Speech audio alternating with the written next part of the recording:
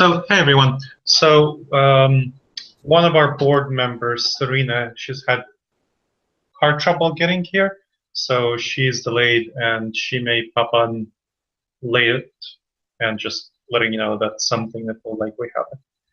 But otherwise, we're gathered and we're pretty ready to start the meeting. So we're going to start by having folks introduce themselves, and I can start. I think most of you, I think all of you know me, met me either virtually or in person. My name is Vlad Zaborsky. I'm the leader of Intentional Insights, the president and co-founder. And besides me sits Agnes Vishnevkin, and she will introduce herself.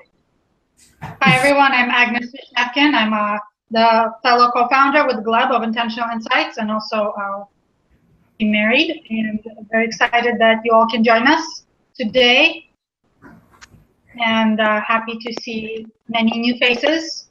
So look forward to getting to know you all. Cool. All right. Let's have folks introduce themselves by the order in which they're listed in the bottom of the tab. So Alex first. Alex, can you turn on your microphone and introduce yourself? Hello, I'm Alex Weisenfels.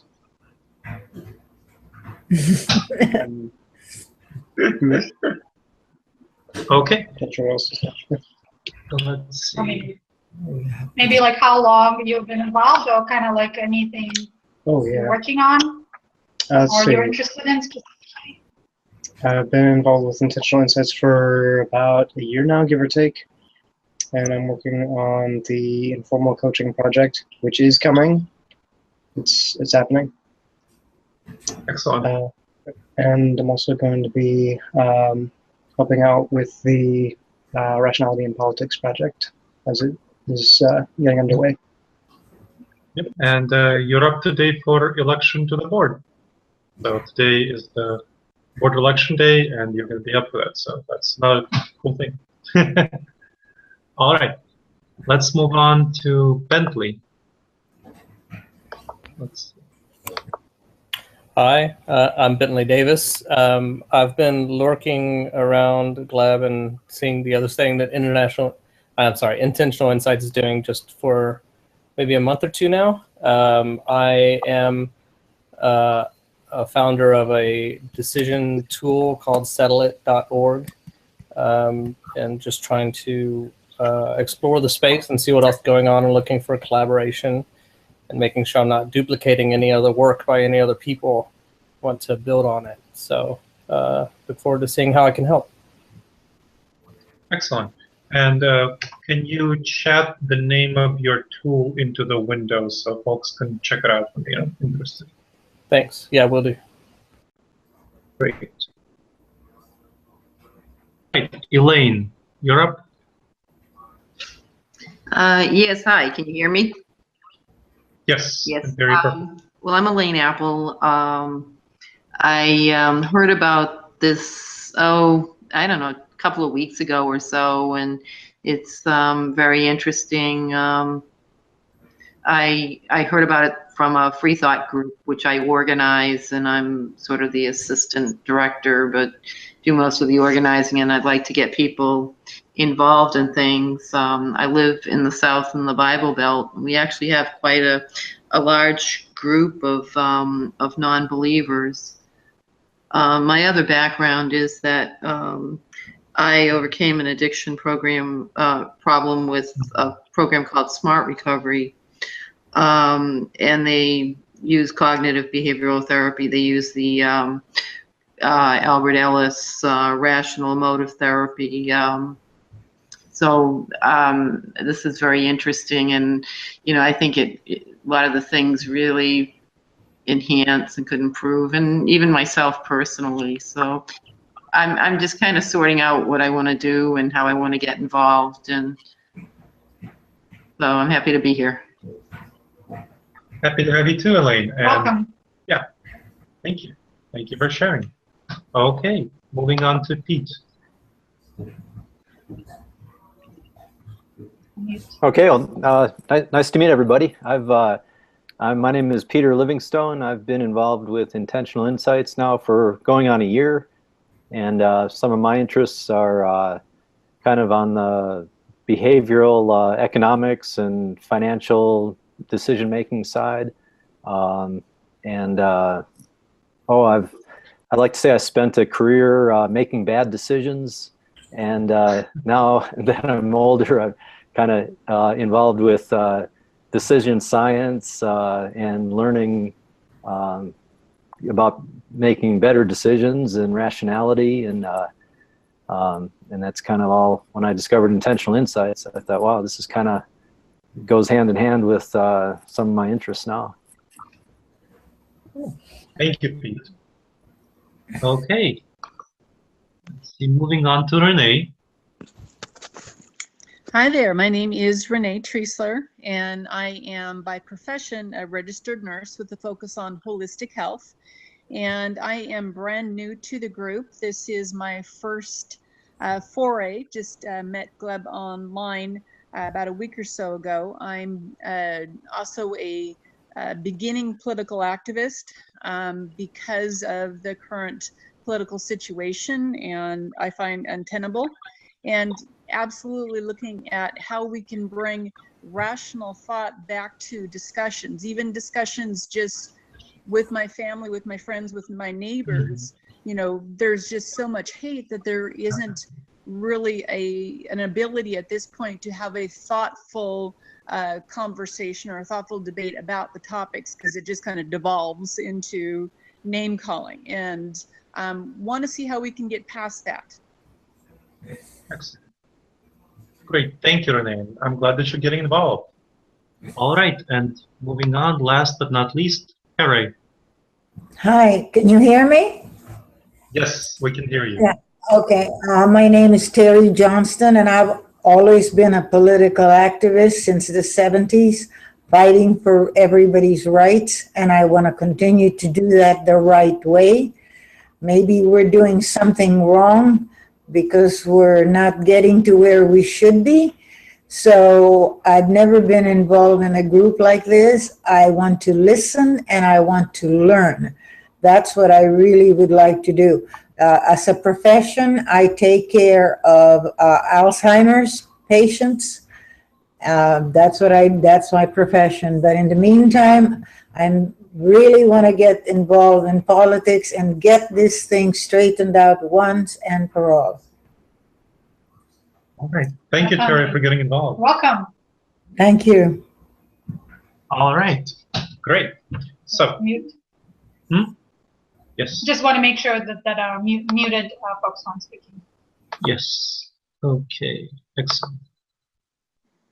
Great. And thanks, Bentley, for making the chat about your tools so we can all check this out.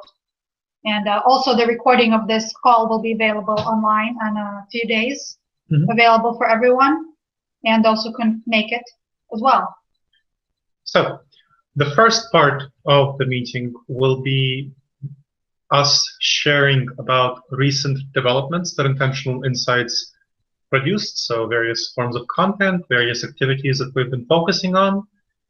And that's the first part of the meeting. And after I share, so I'll be focusing on sharing about what's going on, then there will be a portion when you can ask questions about the recent stuff that we've created. So that's going to be the first part of the meeting. And the second part of the meeting will be a topical discussion meeting.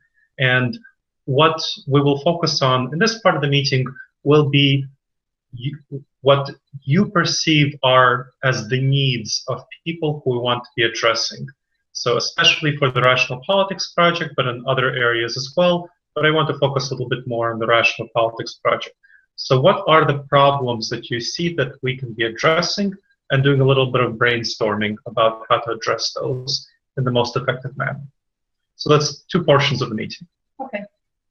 And we hope to be done sometime at about 7:50, in about 30, 40 minutes at the most. And also I'll be taking notes here on the side because I'm also the secretary, so that's why I'm kind of off camera a little, and maybe Serena will join us.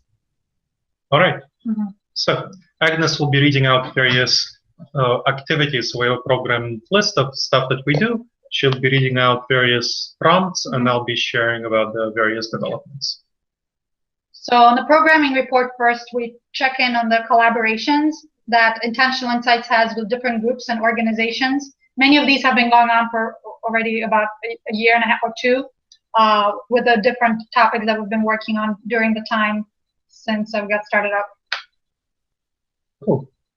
Great. So the main recent development in our collaborations has been that we have been collaborating with the Unitarian Universalist Association to get them to do more effective altruist giving game activities.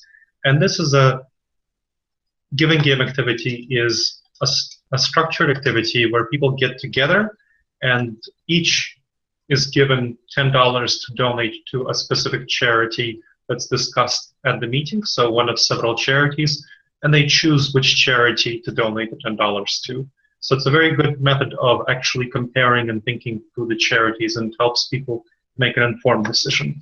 So what we're doing right now is we're going to the Unitarian Universalist Association, which has about something like over 1,000 congregations throughout the world, mainly United States. It's a very big association. And it's a denomination that's focused on social justice very heavily, and also it's different from Christian or Jewish churches in that people of any faith or no faith are welcome. They have a lot of secular people, humanists, Jews, Catholics, agnostics, pagans, everyone. So it's kind of like an interfaith denomination of sorts. It's kind of an unusual movement. We'll come together about doing something in the now to improve the world and increase social justice. So that's one reason we're working with them to have these exercises on philanthropy and intentional giving, because a lot of the members are very charitable. That's one. Next one. Do we have anything else for collaboration? No. Next, we want to talk about the blog on intentionalinsights.org. So we've been publishing a number of pieces, mainly themed about rational politics recently. And so that has been the focus of our recent activities. Mainly, we've been focusing on pieces that try to encourage already liberally oriented to orient toward truth in politics, and the benefit of convincing other people that truth in politics should be our focus, as opposed to trying to win partisan battles. But we've also been some blog posts that was oriented toward more conservative oriented people, Trump voters, and to encourage them to orient toward truth in politics. So that's been what we've been doing blogs. And then any videos, we publish videos on a YouTube channel, and also some of them we republish on our blog and on some other venues, so have had in the past month. Yeah, so videos, and you should add videos and podcasts. So a number of videos and podcasts that were, remind me, were the Natasha from Russia videos in December? I don't remember. All right. They were like early, mid-December. Well, why don't you describe that? Sure. Well, we had a video. We tried something new to make a funny video. Yeah, I think we did it before the board meeting. Anyway, I dressed up and I broke out my very heavy Russian accent because I was born in Russia. But I've lived in the United States for about 25 years almost, 25 years this month. But it's my favorite party trick. I start a heavy Russian accent, so I put on like glasses and heavy makeup, and I was kind of complaining about how the political situations with the election in America is like Russia. So I was trying to be funny and at the same time explaining several different biases. Huh? Oh, we forgot to turn on? Forgot to switch to. Oh, now we're bigger. There we go. So anyway, so that was a way to discuss several biases and thinking errors that were a big part of the election discourse. And so that's something I did as Natasha from Russia. I did like my hair all weird and stuff. partially because I also plan to do some videos later on the topic of mental health and mental illness. And that's something I want to kind of have a separate person that can be serious and a separate character that can be funny. So we had that go around. So Natasha from Russia, and then the safety. Then Gleb did a video also on the safety pins, being a lot of folks get to mark that they're safe and that they support marginalized people from marginalized communities. And so this video was different in that it wasn't about that. It was kind of how to help a person decide whether wearing a pin matches their values and what they can expect. So not about the very value of whether or not it should be done, but how a person can make their decision. So that was kind of our way to do a little bit of newsjacking, as well as the political, like election themed video that I did. Something that we have had a lot of success with throughout the past over 2 years, which is where we create content that is related to something that's in the news right now, something that's hot, so to speak, and of interest to people. And so that's a way to get more views for it. And so say right now, maybe, you know, safety pins might not be such a hot topic right now, but about a month ago, a lot of people were talking about them. So, so we hope you check those out if you haven't yet, and let us know what you think. They're on our YouTube channel. Great, thank you. And we've also done a number of radio interviews. Oh, geez, I've done, I think sometime in December, I did like 6 radio interviews in 6 days. That was just exhausting. Yeah, right between Christmas and New Year. It was because of generous Patreon supporters. So I set up a Patreon account, and a number of people on this phone call are Patreon supporters. And due to their support, I was able to, and there are a number of people who aren't on this call who are Patreon supporters, and I was able to purchase a landline. So, and landline is necessary for radios to have good quality interviews. So that financial support, I was able to get a landline, and there were a number of radio interviews that were pent up until I got the landline, and then I scheduled all of them, and it turned out that there were a whole bunch of them at once, 6 in a row. That was just exhausting. I'm an introvert kind of intuitively, and it's just really tiring to do that, especially the radio interviews where they ask you to do like little chat, kind of, you know, everyday small talk.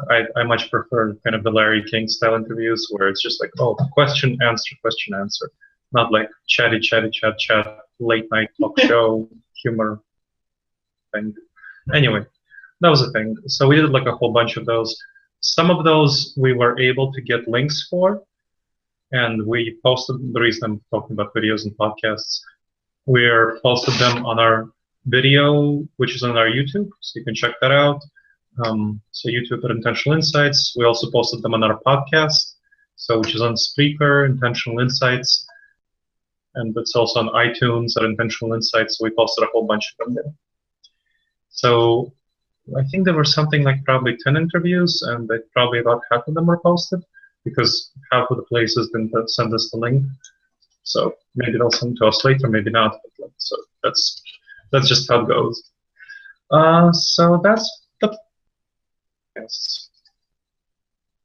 Next, we talk about publications, and this is publications outside of our own website. A lot of we publish a lot of our content on a few other sites to reach a broader audience, and also pitch articles, to write unique articles for different news media. And so that's kind of what we talk about now. Kind of all for the purpose of reaching a broader audience with this content and with the strategies. Right. So we've since the last board meeting, I produced so far, you know, the more than half of our content, and I've been focusing on the rational politics proposals. I haven't written that many unique articles. I think we published one unique article on something like True Facts, maybe. Anyway, something like that. So I've been focusing on the rational politics stuff. We've been publishing stuff on Psychology Today, stuff on Huffington Post, a couple of pieces on Lifehack, and that we published our videos there, the 2 videos that Agnes mentioned. And the stuff on Psychology Today and Huffington Post that we published were older versions, were versions of works that we've already published on our own blog. So we have a backlog, and that's part of our strategy. But when we have a period like this, when we're doing more internal stuff, kind of planning, working on the rational politics, guiding document, integrating new folks who are on this phone call into the project, we have a backlog of articles that we can publish. And we have some of the article authors here. You know, Pete, for example, is an article author. He already published 1 article. Another article is waiting for publication. It's pretty much all ready, and he's just creating a tip sheet into shape. So that's as a additional component piece to the article. So that's the publication stuff. Yeah, and that's usually our. So that's kind of the end of the list. Any other program concerns? Nothing specifically. Content that we put out. No, just internal documents like the guiding rational politics guiding document, which if any of you haven't seen, I can send it to you. So this is the end of the kind of the formal report, and now I'd like to ask you to unmute yourselves and ask any questions about any aspects of this content that you may have.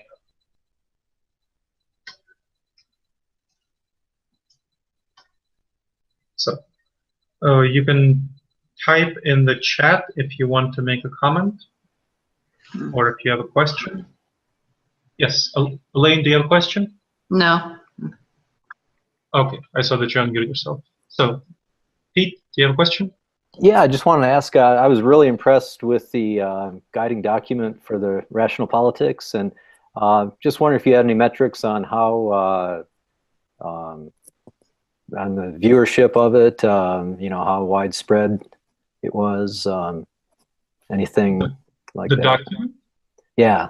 Oh, the viewership. Was that a public document, though? I don't think that was. It's public. not. It's not a public.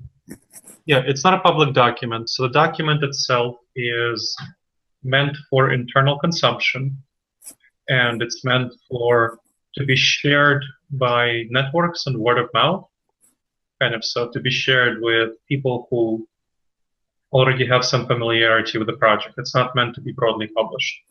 It's not in that sort of form. It's like our theory of change.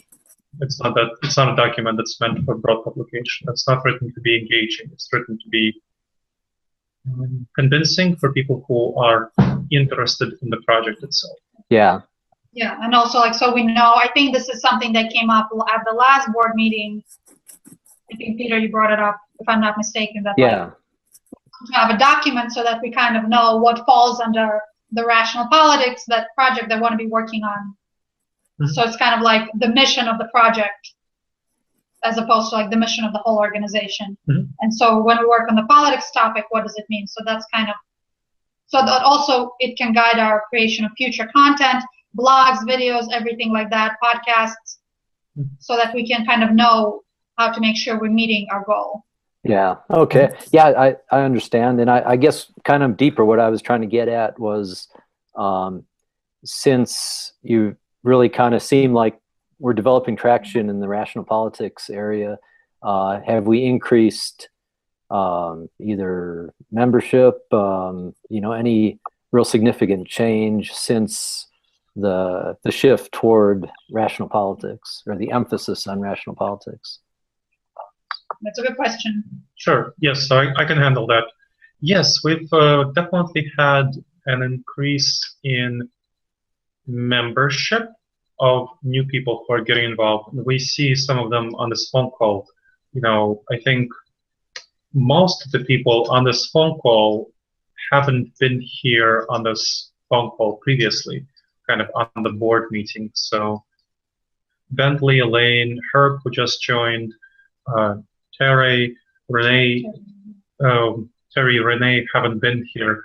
we've all together, the Intentional Insights group, Facebook group, has grown by about 200 members, I want to say. Yeah, that's in less than 2 months. Yes, in less than 2 months. So most of the people who joined in that period, the large majority have been people who are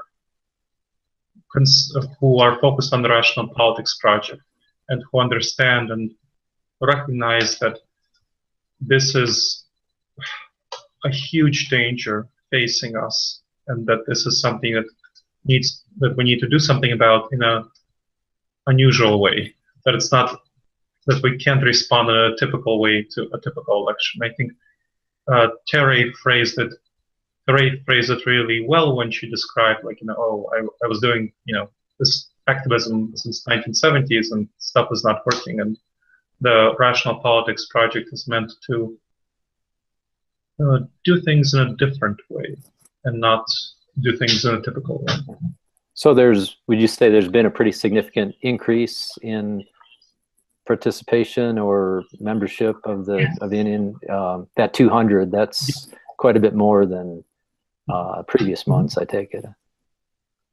Oh yes, we had, prior to this, we had something like 500. Like 500-ish, just over 500. And now we have just over 700. All right. So, and been around for a year, and that represents kind of the participants, number of participants who've been in the group. So we've had, it is important to know that we've had a few people leave who weren't happy with our turn toward politics, including some donors withdrew. Yes, so we had some people who were involved at a high level and intensely. So some major participants, major donors, a person who was giving $500, for example, a year, withdrew because he wasn't comfortable with the turn toward politics. And so right now we have many more people involved, but people who are at a more initial level of involvement. And it takes folks a while, or most folks takes a while to warm up and to learn enough to contribute their time and money to the organization, to this effort. So I anticipate that eventually the Rational Politics Project, the people will resources, then we are losing, then we lost. But right now we lost more resources than we're gaining, kind of just in terms of financially and time-wise. But I anticipate in the long term, it will be beneficial for the organization, regardless kind of whether it's beneficial or not. I think it's more important for the mission and for the world that we turn toward rational politics than other areas. We can do the most good here, and this is a very neglected area that other people aren't really working on. So in some ways, it's kind of regardless of the impact, this is the right thing for the mission of the organization to do. All right, thanks. Yeah, and I think we have a new guest. Yes, Herb, do you want to introduce yourself? Your microphone isn't on. So if you can, if you can twinkle with it and see if you can see. No, we can't hear you.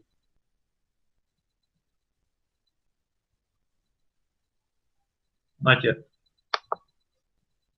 Well, anyway, know if we can hear you. So far we can't hear you. We'll carry on the meeting, and Herb, you try to make your microphone work. If it works, we'll let you know. In the meantime, you can communicate with us by chatting in the chat. By typing, yeah. Yep. Excellent. So yes, so you can type in the chat, and we will see it. The chat is on the right of the window, but so far we can't. Okay. Other questions? Yeah, I have. Terry? Yeah. Now, are we going to be learning how to do the politics the right way instead of ranting and raving and screaming at our opponents? Because, you know, you go to Facebook, everybody's screaming, ranting, raving, and doing all these things. And it's just nothing but hate, and we won't get anywhere, at least in my opinion, if we just bring the hate all the time. I think we need to explain to people what we're all about and what we want for our future and for the future of our children. You're very correct. But let's hold that for the second part of the meeting when we talk about the needs. So this is a great question and a great comment. I want to see if there's any specific questions about intentional insights content that we produce, like Pete asked, before we go on to the second part of the meeting. So, are there any other questions? Count to 5 in my head and then go on if there's some.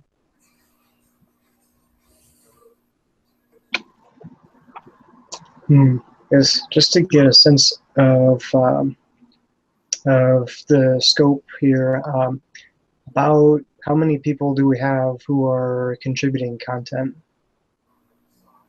Good question. So we have myself, Hunter, Pete. We have Caleb, who contributed a couple of pieces. I think he's busy right now because his wife just had a baby. They had a baby. I think so. Or they're about to have a I baby. don't know. That's what I'm saying. They're about to have a baby. Agnes contributed a piece. I mean, she's creating videos. Maybe she's not like too much of a writer. And yourself, I think, are working on the willpower piece. So that's kind of in the back. There's also Diogo. Diogo Gonçalves. Yes, yes. So those are the main people who are contributing. So about 5 people other than you? Yes. Yes. Okay. Does that get the question? Okay. Cool. So, other questions?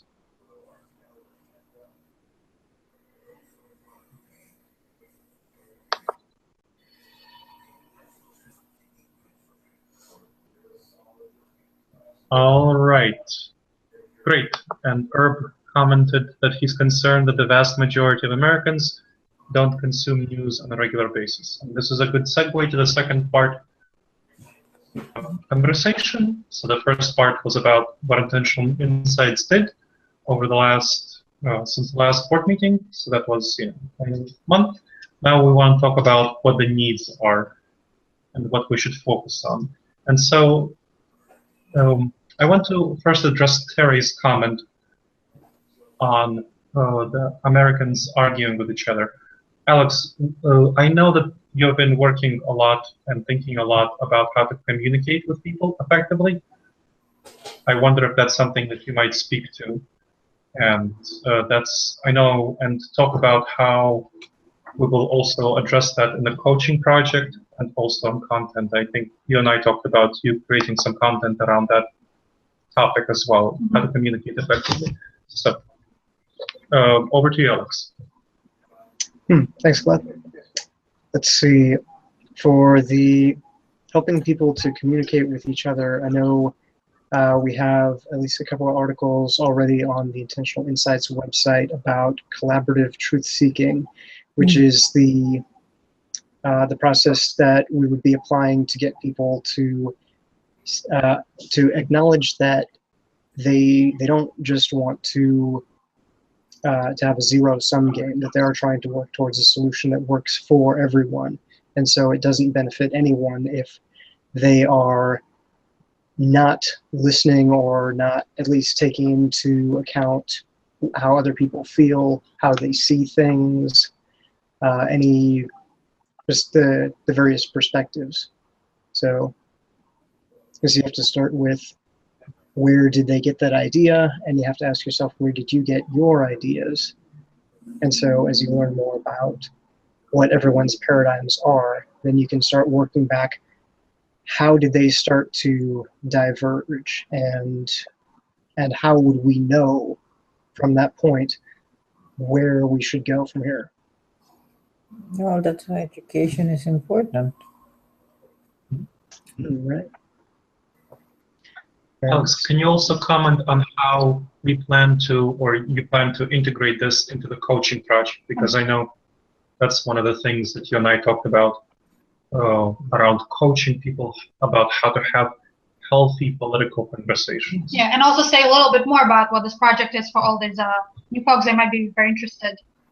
Oh, yeah. Let's see. Sorry, hang on. So the coaching project is a project where some handful of people, including myself and Pete, will be helping people who want to participate as coachees. So we essentially, here's a good lead into this. So people come to us, like people who are participating in Intentional Insights, and they say, I have this struggle that I'm dealing with, or I want to improve this aspect of my life in some way.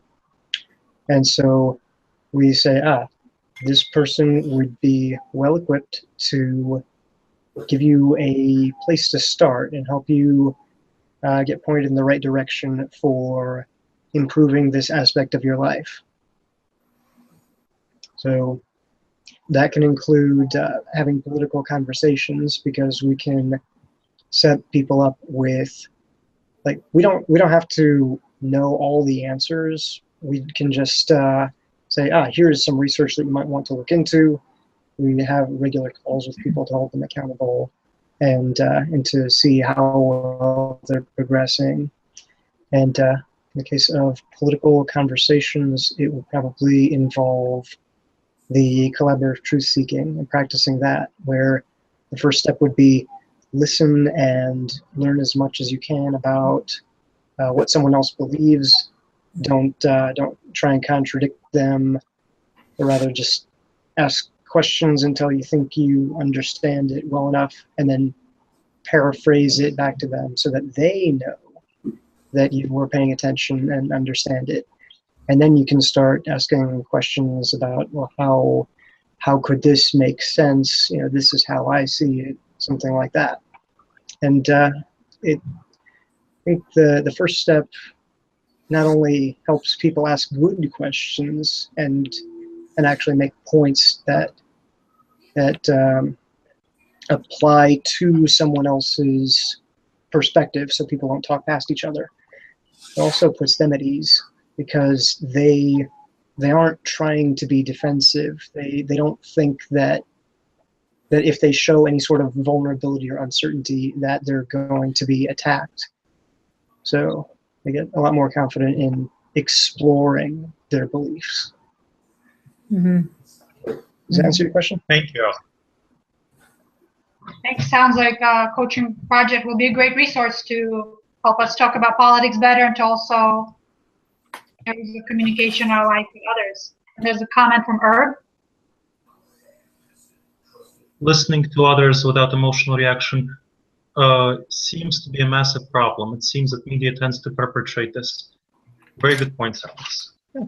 Yeah, and I think definitely the media is not nuanced. And what Alex was describing, and a lot of the strategies that Intentional Insights that we try to publicize, they are nuanced, and they're about acknowledging and being aware of our own emotions, of other people's emotions, and how we can take care of them to have better conversations. Whereas for the news media and for entertainment outlets, it's just really not in their interest to be nuanced and to give kind of long theories of how we can talk better.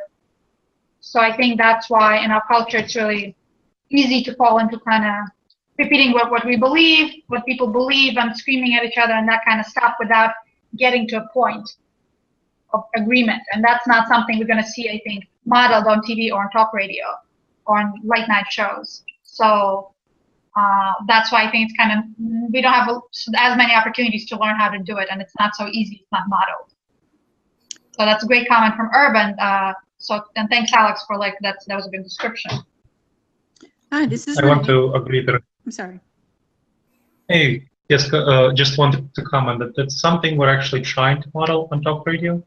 So I went on a conservative radio show with a pretty prominent conservative radio show host. He had Trump on his radio show before he had me. And I went on the show and I was agreeing with him a lot. And I was validating his emotions. And I was accepting his concerns. And as a result of these conversations, he was able to update his beliefs to be much less hostile toward Muslims than when we started our conversation, because he saw that it's beneficial for him from his perspective to be more friendly toward Muslims in order to be more safe and secure. And if anyone is interested, I can send you the link to that radio show. Maybe you can say the name of the show so people can look it up on our YouTube.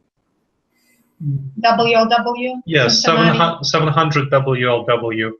And again, you can also just ask me for a link, just Facebook message me. I think we have on YouTube some recordings of that. Yes, and Terry, if you're interested in the collaborative truth-seeking conversations, please send me a Facebook message to remind me, and I will send you the relevant links. Yeah, and now on to Renee.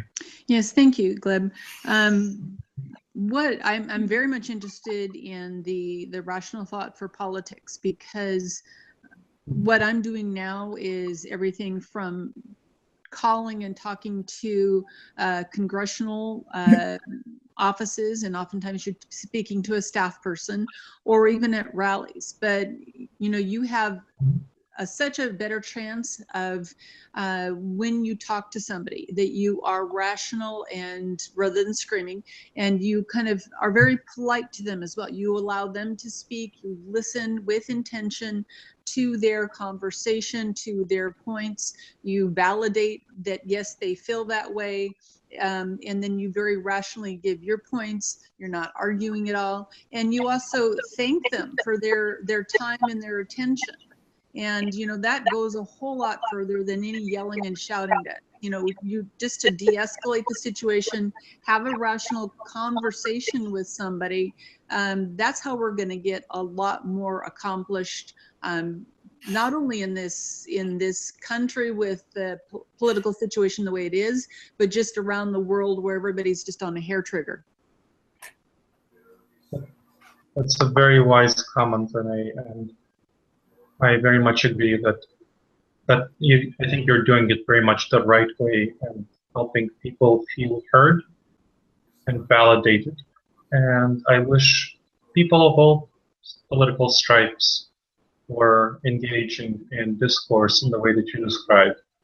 Well, we're working on it. Yeah. We've got a Excellent. large presence on social media, and also in live rallies and calling the offices of members of Congress. But we're working on it, and I know that a lot of the people that I'm doing this with could use very much the skills, the coaching skills that you have available and are putting out. Thank you. Sure, and Thank you. Yes, and we intend to, as we develop these articles, as we develop these coaching skills, we are definitely creating content that will make them broadly available.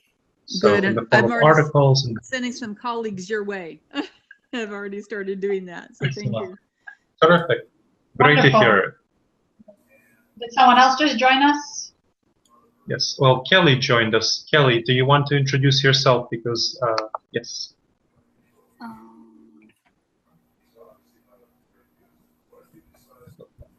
think you turned on the... Yes, we can hear you, Kelly. Hi, how are you?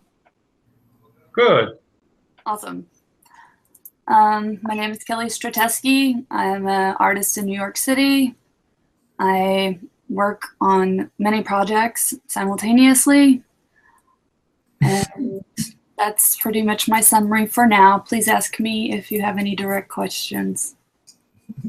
All right, thank you. Thanks for joining us, Kelly. And I just want to mention that Kelly's an artist, and she donates 10% of all her proceeds to Intentional Insights. So if any one of you is in the market or looking to buy a beautiful, unique painting, Kelly Strateski has some beautiful oil paintings of different price. Kelly, can you type your website portfolio into the chat in case folks are interested in checking it out? Great. All right. So, do other folks have comments about their perceptions of needs that are not met and that need to be met? So we talked a little bit about online conversations. We talked about. We had a comment about that. Herb said that Americans don't consume news the way they maybe used to, or the way that would be helpful. That was a question.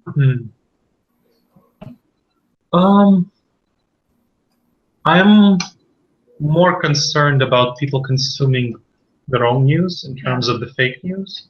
So that for me is a much bigger concern than people not consuming enough news. And I perceive that as kind of the biggest problem of people not being able to tell apart fake news from real news. For example, there was a study done by Stanford University recently of college students and high school students and so on. And the Stanford University study found that around 80% of study participants were unable to differentiate between a Facebook sponsored advertisement and a news story shared by their friends. Now, that's horrifying because that implies anyone who does a sponsored advertisement is going to basically cause many people who get that advertisement to believe this is a real news story. And I think this is a huge problem. This is how fake news gets spread, because people think it's real news. The study found that people were evaluating stories on their Facebook in a very way that's not really, that's not indicative of their true value. So, for example, they believed that news stories that had large photographs were more truthful than stories that came from reliable news sources. So that's, for me, is the really scary stuff. And the way we deal with that is we write articles about that. We publish content about that, kind of bringing these issues out into the light. So we published publishing an article about that in Free Inquiry in just a bit. Not just a bit, I think the next issue, which is coming out sometime in like May or June. So kind of it's a major magazine. That's so that's the kind of ways that we're trying to address this, kind of bringing this out, raising awareness, and more broadly, we're also working. Obviously, the Rational Politics Project. We're creating memes on this topic, kind of how to help people evaluate news accurately and take a little bit of time to think before sharing a news piece. So not sharing a news piece that's just comfortable, that they believe that they have a good feeling about, but to take a little bit of time to determine whether it's accurate or not.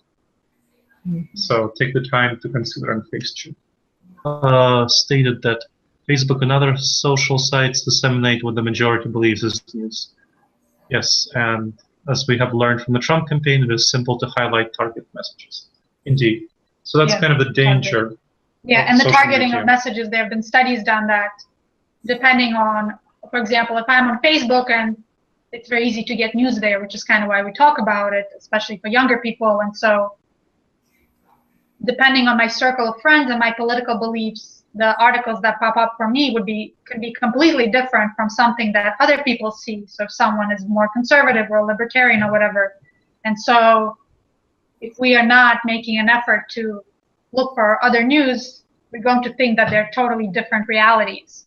And that's why we look forward to publishing, as part of the new Rational Politics topic for Intentional Insights, content to help people like analyze what they see, because there's a lot of stuff they don't see, and so that they can be a little more critical and careful about the stuff that they do read. It's on Facebook or from their friends. And So yeah, like Herb said, it can be targeted very easily, and because Facebook, it's a business, it makes money, and we're not paying for it. So if you're not paying for something, you're not the customer, you're the product. And advertisers are buying our eyeballs and our attention. And so it's not in Facebook's or Twitter's interest to promote true news. So that's why we're going out there, and Intentional Insights does place advertisements so that we can target our messages to those who would most benefit from them. And that's why we publish in Huffington Post and Psychology Today and a lot of websites to help folks to kind of help have this educational outcome. And Herb said that for as long as I've been involved with media, the standard motto has been, if it bleeds, it leads. That's totally true.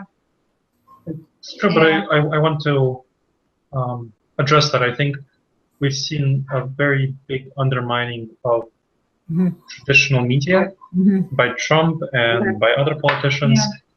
And so the filter of expert opinion and analytical opinion between the source of information and the public has been undermined fundamentally. And that's the social media, the role that social media has played. So the only way forward that I see is to educate people and get them emotionally invested into the idea that accuracy is important. Yeah. That's about news. So we kind of covered two things, like kind of addressing needs, educating people, getting them invested in the truth, and about having healthy conversations, how to orient toward that. So those are two things that we need to keep in mind as we target things.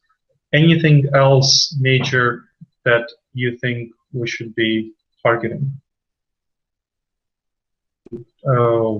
Either just unmute your microphone and speak, or chat in the chat room, if you wish.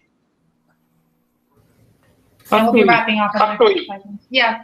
Sorry. Or Bentley? Yeah. How can we learn more about that coaching project? Can you type your email into the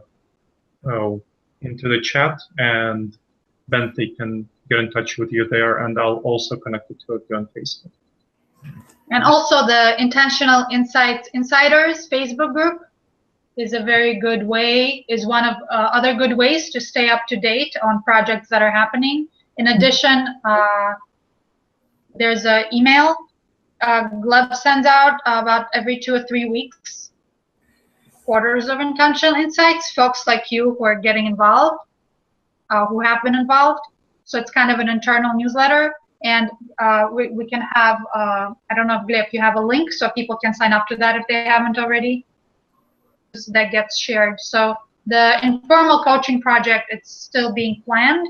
It hasn't, I think, officially, has it officially started? I don't think so. No, right now Alex is gathering coaches. Yeah, so Alex has been leading it for many months and putting it together and getting a few of the in volunteers to be coaches, and then soon the next step, I think, will be actually starting these phone calls with people who want to kind of learn new skills, new communication skills, and kind of new strategies to get things done in life, including our better political conversations.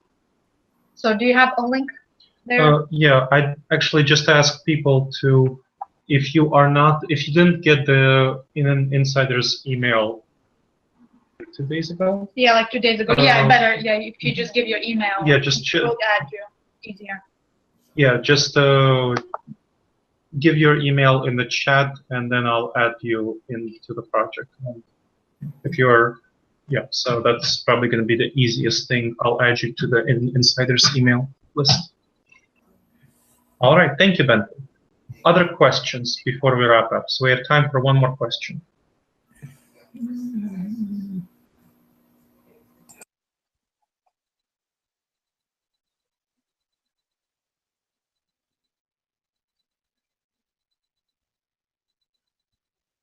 No more questions? Or comments about the direction of the Rational Politics Project? Or about any other projects? Any other projects of Intentional Insights? As we finish up, we're also happy to answer about that. All right.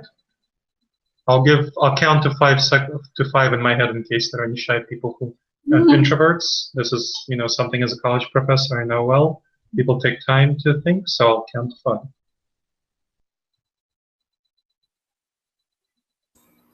Okay.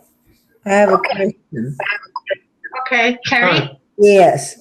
Do you think that we should start having civic lessons in school so we can get the young people more involved in politics as they get, a little bit older, or when they can vote? I mean, that should be taken up in school. A lot, because like a lot of millennials didn't know anything about I watched some shows where they interview college kids who don't even know who the vice president is. And that is ridiculous. And I think education is a very, very big priority. And I think we should teach them civic lessons in school. I don't know how everybody feels about that, but that's the only really way that that as you get older, you start using your brain and figuring out these things. Trying to educate an uneducated person is very difficult. I think I think that's definitely That's a a wise great point. The challenge I see right now is that with the Republicans controlling all 3 houses, they'll be undoubtedly cutting education. And it's highly likely civics education would be something that would be What little of it exists. What little of it exists will be unfortunately cut even more. So right now, what I see as really important is to get adults to care about the truth and about civics. And then once we get adults to care about it, we can teach children.